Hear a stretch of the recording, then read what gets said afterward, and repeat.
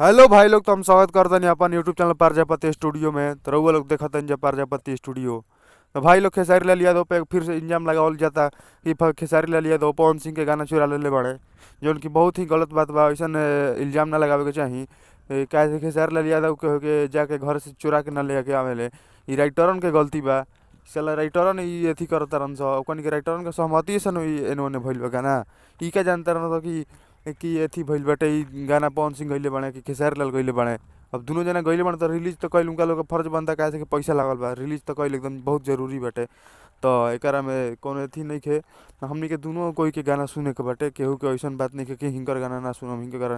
काहे दुनो जना के बढ़िया सॉन्ग बाटे और बढ़िया लागल बा। अपन-अपन अंदाज में गइले बाड़े लोग, तो दुनो आदमी के सुने के बाटे हमनी के।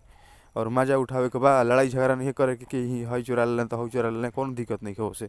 हमनी के गाना न सुनला से मतलब बा, केहू गावे एमे दिक्कत का बा। एमे ज्यादा हउवा मत बनइले के काम बा कि हई चोरी कर लेले ह त हऊ चोरी कर लेले, इनकर आदते बा चोरी कइल ना। चोरी कइल काहे, केहू के आदत होला चोरी कइल। तो एमे खेसारी लाल यादव के कोनो गलती नइखे, चाहे ना पवन सिंह के कोनो गलती बा। के चोरइले बा एकरा से कोनो फर्क नइखे पड़े वाला के। हमनी के मजा उठावे के बा, गाना के आनंद लेवे के बा, तो आनंद लेवे के काम बाटे। तो रउआ लोग एकदम तैयार रही जा और मजा उठाई जा, और हमारे चैनल के जरूर सब्सक्राइब कर लेम, काहे से